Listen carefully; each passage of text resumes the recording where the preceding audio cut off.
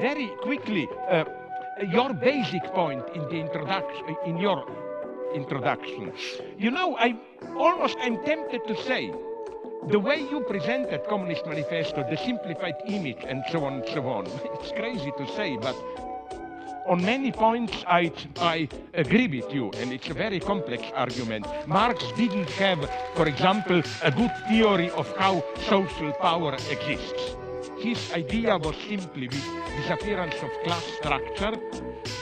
It's secretly, although he wouldn't have accepted it, a technocratic dream. Like, by experts, social life will be run as a perfect machine. Although he was at least aware of the problem, which is why he was so enthusiastic, Marx, about Paris Commune, you know, which was precisely not centralized power. So I'm not just defending Marx, I'm saying it was not clear to him. And so let's drop that. Maybe I have more interesting things to say. Another point. Nonetheless, at one point I'm ready to say, where did you find this? This goes maybe for today's politically correct words and so on, that this egalitarianism. There is one passage in his late critique of Gotha program where Marx directly accesses the problem of equality. And he dismisses it as a strict bourgeois category. Explicitly. For him, communism is not egalitarianism. I have 3 questions. Communism are now completely irrelevant. And so, I have one left, I guess. And I'm not sure that it's a fair question, but maybe it seems to me to be a fair question. You're a strange Marxist to have a discussion with. And, well, but here's why. This is not an insult by any stretch of the imagination. I mean, one of the things that struck me when I was looking at your work was that you're, well, first of all, you're a character, you know, and that's an interesting thing. Like Is this an insult? It's not an insult.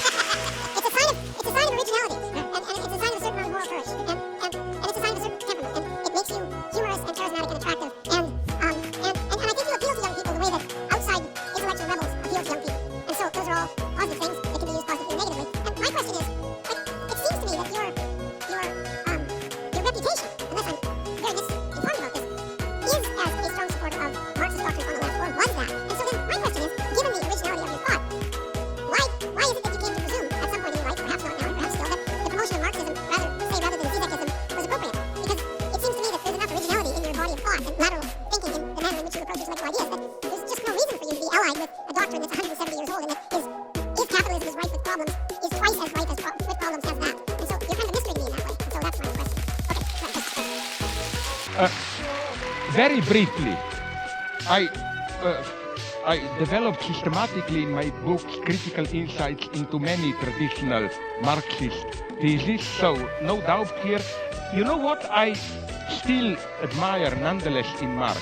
Not those simplicities of Communist Manifesto, but I still think that his so-called critique of political economy, capital, and so on, is a tremendous achievement as a description of the dynamics of capitalist society. And if you read it closely, Marx is much more ambiguous and open there. For example, he mentions, apropos what you referred to, he mentions that law of diminishing return, like white crisis will arrive necessarily, poor are getting poorer. But then he is honest enough to enumerate 7 or 8 counter tendencies. And if you read him closely, you will see that precisely those tendencies prevail later. Or forget Communist Manifesto, go to read his political analysis of its unsurpassable 18 Primaire and so on, of the 1848 revolution, which are incredibly complex, no traces of that class binary there. Marx deals with middle classes with crucial, lumpen proletariat with the ambiguous role of intellectuals and so on and so on. First, do you really, where did you find the data that I simply don't see it? Okay, let me begin by this. You designate your, under quotation marks, I'm not characterizing here, enemy, or what you are fighting against, as sometimes you call it postmodern neo-Marxism. I know what you mean. All this, from political correctness to these excesses of whatever spirit of envy and so on and so on. Do you think they are really, where did you find this data? I don't know them. I would ask you here, give me some names or whatever. Where are the Marxists here? I don't know any. Who is a Marxist here? Show me any big names of political correctness. I think they fear like a good vampire fears garlic. This is why they are already the one who is not a Marxist, but this approaches economic topic, Bernie Sanders. He is already under attack as white male and all that stuff and so on. I simply, my problem would be with this one. What you describe as postmodern neo-Marxism, where is really the Marxist element in it? They are for equality. Sorry, where? They are for equality at these cultural struggles, proper names, how do we call each other? Do you see in them, in political correctness and so on, any genuine will to change society? I don't see. I think it's a hyper-moralization, which is a silent admission of a defeat. That's my problem. Why do you call... Again, it's not a rhetorical question for politely saying you are an idiot, you don't know what you're talking about. It's simply, I would like to know, because you, and I like this often, when you attack somebody, you said aggressively, and what you read more, tell me whom. So I'm asking you now, not read more, I don't advise you, but who are? Give me some names and so on, and who are these postmodern, egalitarian, neo-Marxists, and where do you see any kind even of Marxism? I see in it mostly an impotent, an utterly impotent moralization. Please, I'm so sorry.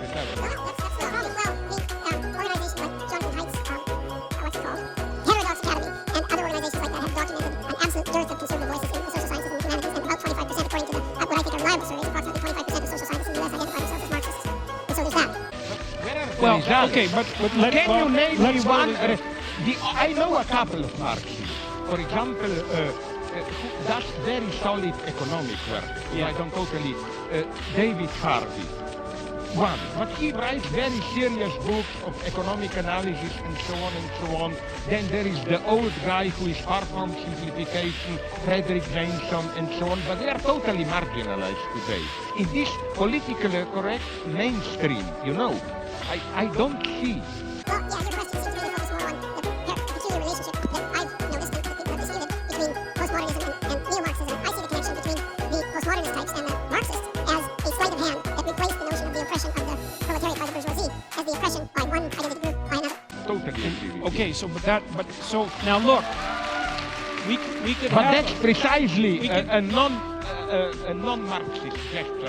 Well, I guess that's where we might have a dispute, because I think what happened, especially in France in the 1960s, as the radical Marxist postmodern types like Derrida and Foucault realized that they were losing the moral battle, especially after the information came out of the Soviet Union and the narrative came out that the whole bloody Stalinist catastrophe, along with the entire Maoist catastrophe, they didn't really have a leg to stand on. And instead of revising their notion that human history, and this is a Marxist notion, should be regarded as the eternal class struggle between the economically deprived and the oppressors, they just recast it and said, well, it's not based on economics, it's based on identity, but it's still fundamentally oppressor against oppressed. And to me, that meant that they smuggled the fundamental narrative of Marxism and many of its goals back into the argument without ever admitting that they did so. Now, I've been criticized for this supposition because people who are postmodernists say, look, one of the hallmarks of postmodernism is skepticism of meta-narratives. Like, I know that perfectly well, and I also know that Marxism is a meta-narrative, and so you should be able to be a postmodernist and be Marxist. But I still see the union of those two things in the insistence that the appropriate way to look at the world is to view it as the battleground between groups defined by a particular group identity, between individuals defined by a particular group identity, so that the group identity becomes paramount, and then the proper reading is always oppressor versus oppressed. With the secondary insistence, it's very similar to Marx's insistence on the moral superiority of the proletariat, that the oppressors are by definition, because they're oppressed,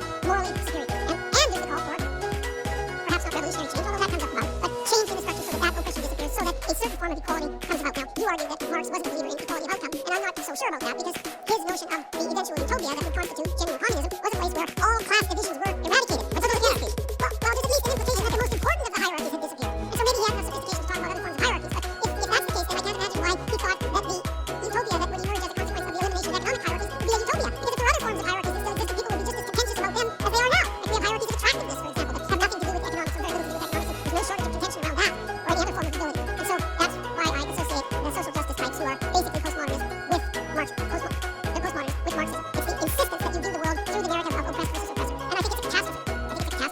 think No, that it's a catastrophe sorry. as well.